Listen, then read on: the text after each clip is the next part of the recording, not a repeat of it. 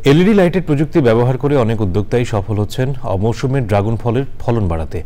শরীয়তপুরের জহিরুল ইসলাম তার ড্রাগন বাগানের একটি অংশে এলইডি লাইট লাগিয়ে সুফল পেয়েছেন। তিনি বলেছেন, প্রযুক্তির সফল ব্যবহারে নিশ্চিত করতে পারে নিরাপদ উপায়ে অধিক ফলন। বিস্তারিত জানাচ্ছেন শাইখ সিরাজ। আড়িয়ালখার শাখা নদীর তীরে শরীয়তপুর জেলার জয়নগর গ্রামের এই ড্রাগন বাগানটিতে অমৌসুমেও ফুল এসেছে।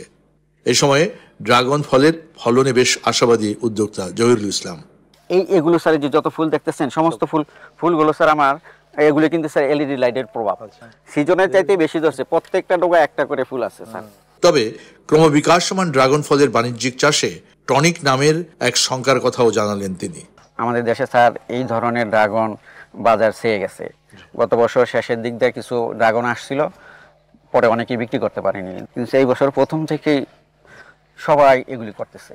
সবার দোকানে গেলেই দেখবেন যে স্যার অল্প পাকা অল্প কাঁচা এবং বিকট এক একটা ড্রাগন। হ্যাঁ, প্রযুক্তি ব্যবহারের মাধ্যমে নিরাপদ ও উচ্চ ফলন নিশ্চিত করতে চান এই উদ্যোক্তা। প্রত্যেকটা আপনার 15 ওয়াটের এলইডি লাইট, যেগুলো আমাদের দেশে স্যার নর্মাল যে এলইডি লাইট গুলো আছে না, এগুলো আমি স্যার 30 ওয়াটের লাইটও জ্বালাই দিচ্ছি, কিন্তু স্যার এটা আসে না। এটা কি এই প্রযুক্তির কল্যাণে? এটা প্রযুক্তির কল্যাণে। বিশ্বজুড়ে তৈরি হওয়া ড্রাগন ফলের বিশাল বাজারে প্রবেশ করতে প্রয়োজন কৃষিতে শুদ্ধ চর্চা নিশ্চিত করা। প্রযুক্তির কল্যাণে ড্রাগন খামারে যেমন উৎপাদনশীলতা বাড়ছে, আবার একইভাবে এই প্রযুক্তির কুফলে স্বাস্থ্য খাত হুমকির মধ্যে পড়ছে। উদ্যোক্তারা বলছেন, নীতি নির্ধারণী পর্যায়ে যদি দেখভাল করা না হয়, সঠিক তদারকি না হয়, তাহলে উদীয়মান এই ড্রাগন চাষের শিল্প সাংঘাতিক রকম হুমকির মধ্যে পড়বে।